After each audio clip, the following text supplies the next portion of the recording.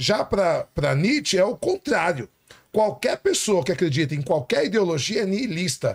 No cristianismo, na ciência, no socialismo, no livre mercado. Por quê?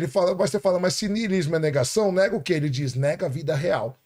Entende? Em prol de um futuro imaginado, em prol de uma recompensa pós-mortem do cristianismo, em prol de um livre mercado do neoliberal, em prol de uma sociedade sem classe, de uma utopia imaginada. Por isso que ele chama a metafísica, o cristianismo e as ideologias de uma muleta metafísica. A muleta ela não é ruim. Nietzsche, hora nenhuma, ele não está falando que é ruim, só que ela é metafísica, você não tem como saber se ela é real ou não.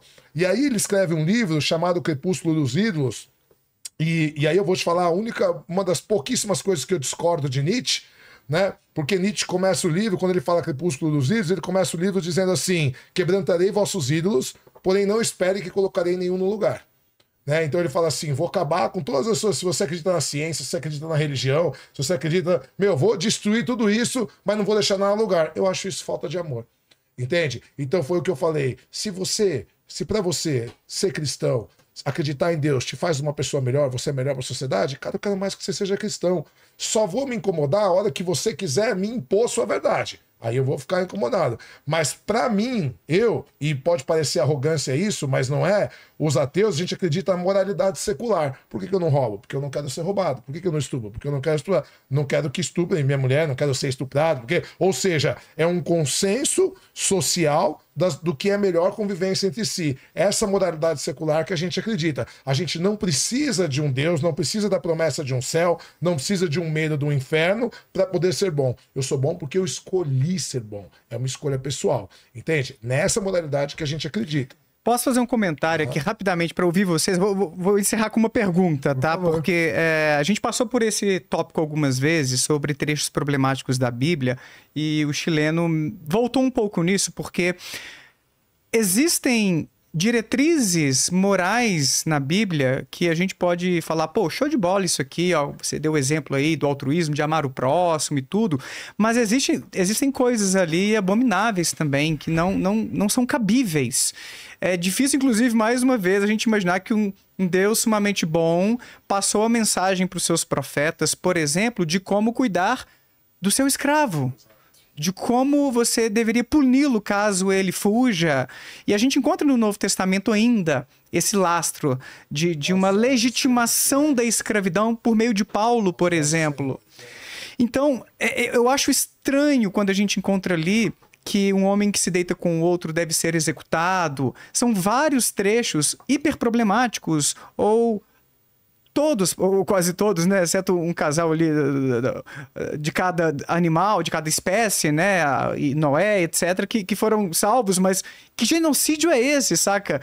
Então a gente encontra vários trechos patentemente sangrentos e várias diretrizes morais de como vocês devem se comportar em sociedade que não são aplicáveis, não são concebíveis para governar a sociedade hoje em dia. Então, como vocês lidam com esses trechos sangrentos da Bíblia? Eu vou ser bem sucinto, porque eu falei bastante, eu vou deixar o Guilherme falar e depois eu posso estar falando também. Mas, por exemplo, na questão do escravo, você é teólogo chileno, não sei, o Daniel tem formação teológica? Não, teologia não. Mas estuda essas questões assim, lê a Bíblia. Faz uma crítica, né? Sim. A gente não pode fazer um anacronismo. A gente não pode olhar pro escravo da Bíblia e achar que é o escravo aqui do Brasil. Não, levando que Paulo tá falando assim, Paulo leva a chicotada nas costas, isso é um anacronismo. Nem tem isso na Bíblia. Não, tem sim. Que você tinha que punir, você tinha jeitos de punir seu escravo, ele não podia morrer até o 3º dia. Não. Como não? Isso tá no Velho Testamento. Não está. Sim, é a mesma palavra usada para propriedade, é para escravo e para mulher, tanto que eu citei no outro diálogo que a gente teve, né? Quando Sara não conseguia engravidar de Abraão, em hora nenhuma a Bíblia diz que ela foi perguntar para Agar, olha, você por acaso quer gerar um descendente de Abraão? Não, por quê? Porque Sara tinha poder, inclusive sexuais, sobre ela. Os donos, os amos tinham esse poder, e ele é reafirmado por Paulo no Novo Testamento, quando ele diz, vós servos continuai a ser fiéis aos vossos senhores. Então isso é imoral. Porque a Bíblia não está validando, chileno. Como não? Dentro do seminário, nós fazemos crítica textual também. Essa atitude de ter a relação com Agar, Deus não aprovou. E nem falou pra acontecer. Como não aprovou isso daí? Se foi uma ordem do próprio Deus? Não, não foi. Não, mas é bíblico. Eu mostro que, biblicamente... não foi uma ordem, na realidade, Abraão, Deus fez uma promessa para Abraão que Sara ia engravidar. Aí começou a demorar. Aí Agar, com a sua estratégia humana, falou assim... Fala o seguinte, tá demorando a promessa, eu sou infértil, pega a minha serva. Sara falou.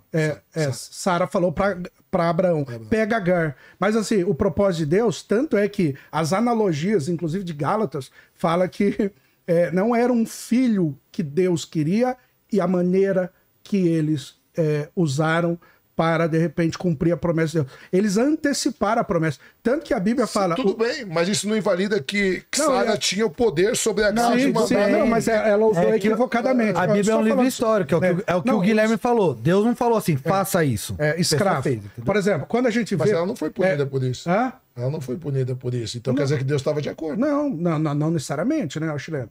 Não é porque Deus não... Não, necessariamente. Não, você está criando uma falácia da bifurcação. Ou é uma coisa ou outra.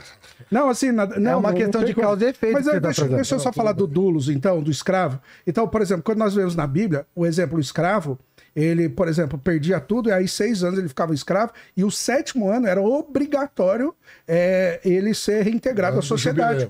Ano de jubileu. Mas só o irmão judeu que devia. O conquistado por guerras, não. Não, também. Não. Todos entravam. Não.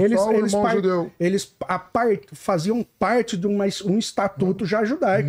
Mas aí, continuando, essa é a discordância. Mas aí, o que acontece? Por exemplo, esse escravo, se ele era ferido num dente, já era obrigatoriamente, ele precisava de uma cardiofurria por causa desse ferimento que o soldado... Isto é, não poderia haver agressão nele. Então, claro que é muito diferente da escravidão que a gente tem contextual. Contextual não, né?